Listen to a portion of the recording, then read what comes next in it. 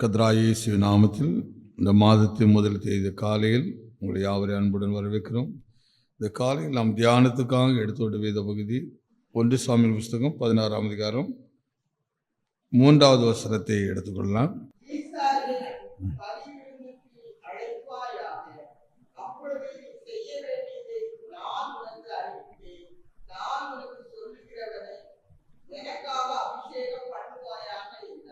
எல்லாம் சேர்ந்து வாசிப்போம்.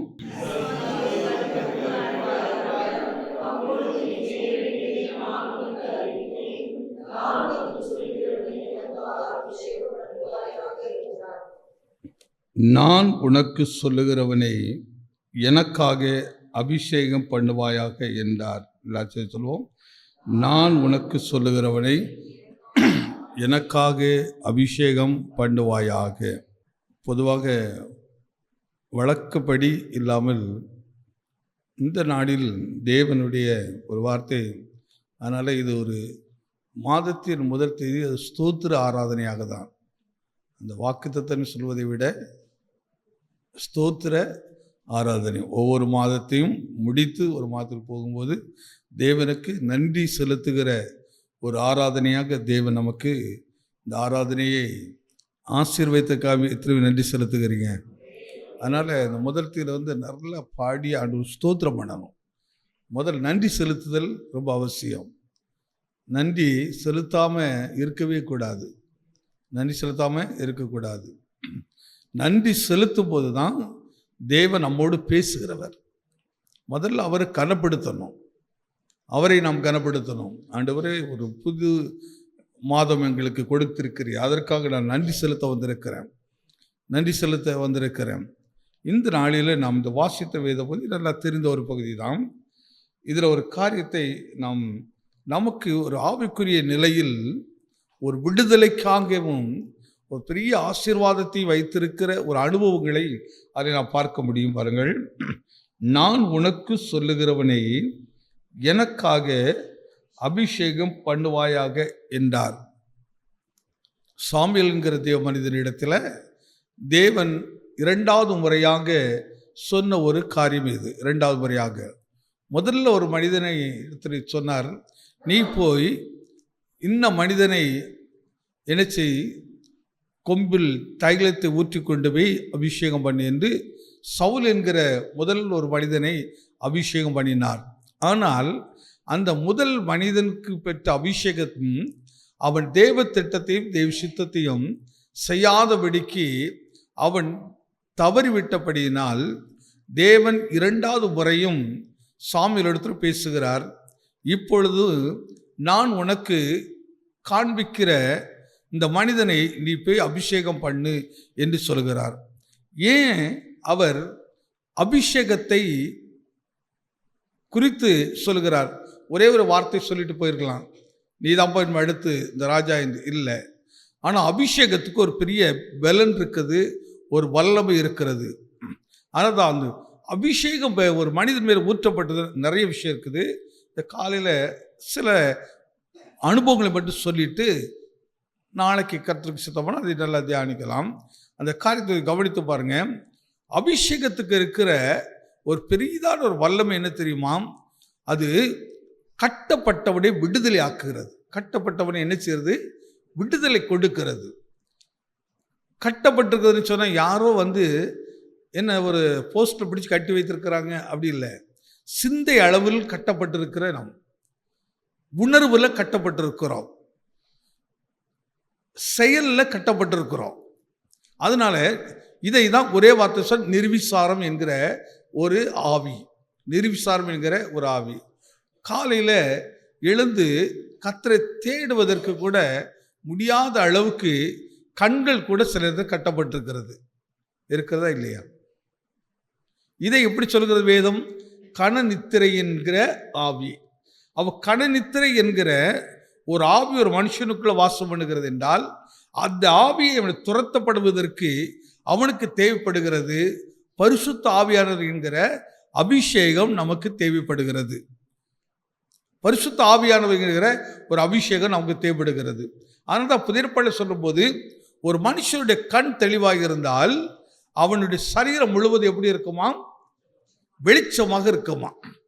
ஒரு சரீரம் முழுவதும், ஒரு மனிதனுடைய வாழ்க்கை முழுவதும் பிளஸ்ஸிங்காக இருக்கணும்னு சொன்னால் அதுக்கு முதல் தடையாக இருக்கிறது எந்த காரியம்? கண்.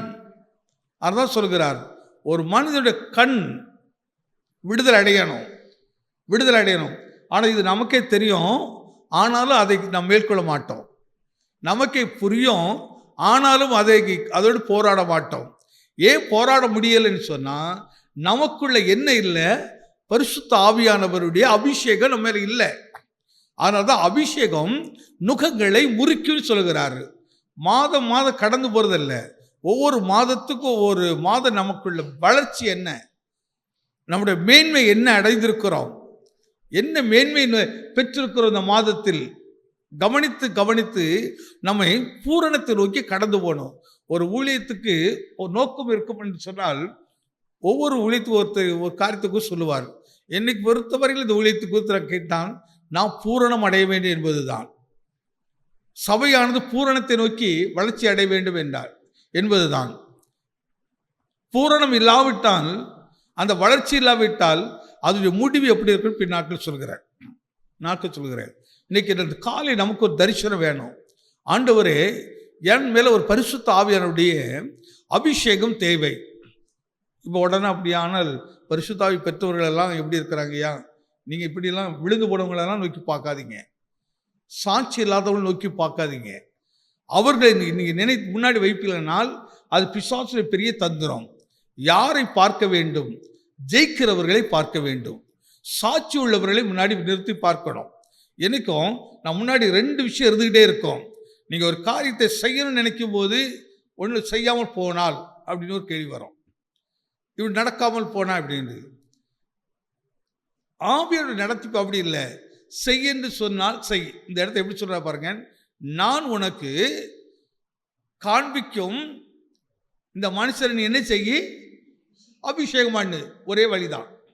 நான் காண்பிக்கிற மனுஷன் நல்லவனா கெட்டவனா நீ பார்க்க வேண்டிய அவசியம் இல்லை.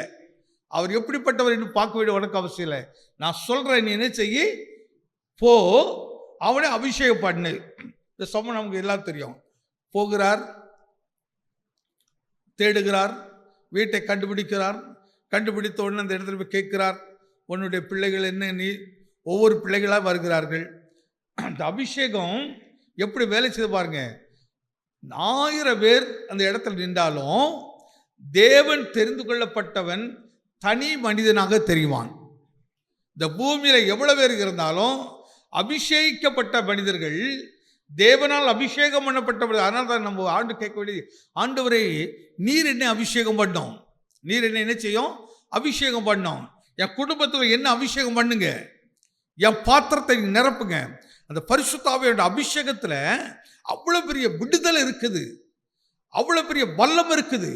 குடும்பத்துக்கு சாபமான கிரியைகள் எல்லாம் அழிப்பதற்கு பரிசுத்த ஆவியானவருக்கு அவ்வளோ பெரிய வல்லம் இருக்கிறது. அப்போ சாதாரண குடும்பத்திலிருந்து ஒரு மனுஷன் உயர்த்தப்பட வேண்டுமானால் அந்த மனிதனுக்கு தேவைப்பட்டது என்னது? அபிஷேகம் தேவைப்பட்டுச்சுது. அந்த மனிதனுக்கு அபிஷேகம் தேவைப்பட்டுச்சுது. அதனால சாமி திருக்க சொல்லுகிறார், அப்போ ஒரு மனுஷனுக்கு அபிஷேகம் பண்ணிட்டான், அவன் வழி விலகி போனான். அதுக்கப்புறம் அந்த அபிஷேகம் மேலே இருக்குன்னு நினச்சிட்டு இருக்காதீங்க, அவன் மேலே இருக்குன்னு நினச்சிடாதீங்க. அந்த அபிஷேகம் அவனை விட்டு விலகிறோம். அதுக்கப்புறம் வேதம் சொல்லுகிறது, தேவனால் அனுப்பப்பட்ட ஒரு பொல்லாத ஆவி அவனுக்குள்ள வந்துச்சுது. பொல்லாத ஆவி அவனுக்குள்ள வந்ததுக்கப்புறம் பார்த்தீங்கன்னா அவனுடைய சுபாவங்கள் பழி உணர்வுகளாக மாறுகிறது, அவனுடைய செயல்கள் எல்லாம் தவறுகளாக மாறுகிறது, குற்றத்தை உண்டாக்குறதா மாறுகிறது. ஆனால் ஒரு தேவன் ஒரு மனுஷன் அபிஷேகம் பண்ணினால் தேவனுக்கு திட்டமும் சித்தமும் எதுவோ அதை மட்டும் செய்யும்படியாக ஆவியானவர் நடத்துகிறவர். இப்போ நான் வாழ்றதில்ல, எனக்குள்ள இருக்கிற ஆவியானவர் என்னை நடத்துகிறார். அவர் என்னை நடத்துகிறார். அவர் ஒவ்வொரு நாள் காலையில என்னை எழுப்புகிறார். காலையில் எழுந்து ஒரு அபிஷேகித்த தேவனை நோக்கிப்பார். எது எழுப்புது ஒன்று? நம்மை அபிஷேகித்திருக்கிற நமக்கு ஆவியானவர் நம்மை எழுப்பிக்கிட்டே இருக்கிறார். அவர் நல்லதை பேச வைக்கிறார். காலையில் எழுந்து உனக்கு இருக்க சூழ்நிலையை பார்த்து ஜெயிக்க வைக்கிறாரு. சில இடங்களில் பலகீனத்தை போல வந்து நிறுத்தும், போராட்டத்தை உண்டாக்கிட்டு இருக்கோம். ஆனால் நமக்குள்ள இருக்கிற அபிஷேகம் என்ன செய்யும்? அதையும் கடந்து ஜெயம் எடுக்கத்தக்கதாக நம்ம கடந்து போக பண்ணும். ஈசாயுடைய குடும்பத்தில் கடைசி பிள்ளை வரும் வரைக்கும் தேவ மனுஷனை அங்கே அமர்ந்திருக்கப்படுகிறார். அவர் வந்த உடனே இப்போ சொல்கிற ஆண்டவர், இவன்லாம் நான் தெரிந்து கொண்ட ஒரு மனிதன். அப்போ 10ல் 11 இருக்க வேண்டாம். தெரிந்து கொள்ளப்பட்ட ஒரு இடத்துக்கு சபையானது வளரணும். தெரிந்து கொள்ளப்பட்ட ஒரு இடத்துக்கு நம்ம குடும்பம் காணப்பட வேண்டும். அந்த குடும்பத்துக்குள்ளேயும் நீ ஒரு விசேஷித்தமான ஒரு ஆளாக இருக்க வேண்டும். ஏனென்றால் இந்த வருடத்தை துவக்கும் போது நம்ம கொடுக்கப்பட்ட ஒரு உபதேசம் சொன்னாங்க, பூமியில் உள்ள சகல ஜாதிகளிலும் மேன்மையாக வைப்பேன் என்று. அப்போ அந்த மேன்மையின் அடிப்படையில் தான் இந்த வருடங்கள் நிறைய வார்த்தைகள் நம்ம தியானிக்கணும். அதை நான் உறுதியாக பிடித்து கொள்ளணும். அந்த வார்த்தையின்படியே அந்த ஆசீர்வாதத்தை நான் சுதந்திரித்து கொள்ள வேண்டும். மேன்மே இல்லை என்கிற சபிக்கப்பட்ட ஒரு அவமானப்படுத்தப்பட்ட நிந்தைக்குள்ள இருக்கிறவர்கள் ஒரு சேலஞ்சாக எடுத்து இந்த காலையில் ஆண்டவரை என்ன நீங்க அபிஷேகம் பண்ணணும் ஐயா, என் தலைமையில அப்படி அபிஷேகம் வந்து இறங்கணும் ஐயா. அன்னைக்கு சாமியில கொண்டு நீங்க அபிஷேகம் பண்ணுங்க, இன்னைக்கு சாமியில இல்ல, நீரே வந்து என்னை தொடரும் ஆண்டவரே, நீருடைய தூதனை அனுப்பும், என் மேல வந்து கரத்தை இப்படி வைக்கட்டும். இந்த காலையில அதுதான் காலையில் பாடுனேன், நீர் என்ன அபிஷேகம் பண்ணணும். இன்னைக்கு அபிஷேகம் தான் உன்னுடைய வாழ்க்கையை அப்படியே வேறுவிதமாக மாற்றிடும். நீ அலைந்து தெரியாதபடிக்கு, நிந்தையோடு சுற்றி தெரியாதபடிக்கு ஒரு மேன்மையான ஸ்தானத்திலே அமரும்படியாக அபிஷேகம் அவ்வளவு பெரிய வல்லமையான ஒரு காரியத்தை செய்தோம். அபிஷேகம் சாதாரண ஒரு விஷயம் இல்லைங்க, அது ஒரு பெரிய ஆளுமை, அதிகாரம். அது அதிகாரம். நீங்க அபிஷேகத்தோடு நின்று எப்படிப்பட்ட சூழ்நிலையை ஜெயிக்க முடியும், எப்படிப்பட்ட வல்லமை ஜெபிக்க முடியும். ஆனால் இந்த காலையில் ஆண்டவர்கிட்ட கேட்க வேண்டிய ஒரே ஒரு விஷயம் தான், ஆண்டவரை என்னை அபிஷேகம் பண்ணும். நான் ஒரு பெரிய பிரசவம் பண்ணலை, ஒரு எண்ணத்தை மட்டும் விதைக்கிறேன், ஒரு நோக்கத்தை மட்டும் விதைக்கிறேன். ஆண்டவரே ஒரு கேள்வி கேட்கணும் இன்னைக்கு, அப்படியான நான் அபிஷேகம் பற்றி ஏன் என் வாழ்க்கையில் இந்த வரை அந்த விடுதலை இல்லை? அப்போ ஏதோ ஒரு தவறு என்கிட்ட இருக்குது இன்னைக்கு. இல்லை, இன்னைக்கு என்ன நீங்கள் அபிஷேகம் பண்ணணும். அன்றைக்கு சாமுவேல் என்கிற ஒரு தீர்க்கதரிசியை அனுப்பி அந்த காரியத்துக்கு நல்லா கவனித்து பாருங்க. சாமிகிட்ட கட்டளை கொடுக்கிறாரு, சும்மா போய் யாரையும் மீறி அபிஷேகம் பண்ணிடாத, நான் காண்பிக்கிறவன், நான் காண்பிக்கிறவன். அப்ப அந்த காண்பிக்கிற இடத்துல யார் இருக்கணும்? நம்ம இருக்கணும். தேவனுடைய கண்டு நம்ம நோக்கி பார்க்கணும். இன்னைக்கு ஐயா அந்த இடத்துல இன்னைக்கு என்ன கொண்டு வரும். நம்ம ஜெபத்தில் தான் நடத்த போகிறேன், பெரிய பிரசவம் பண்ண போகிறதில்ல. ஏன்னா எல்லாம் கொஞ்சம் எழுதுனுச்சு. ஆண்டவரை இன்னைக்கு நான் ஒரு அபிஷேகத்தினால் நிரப்புங்க.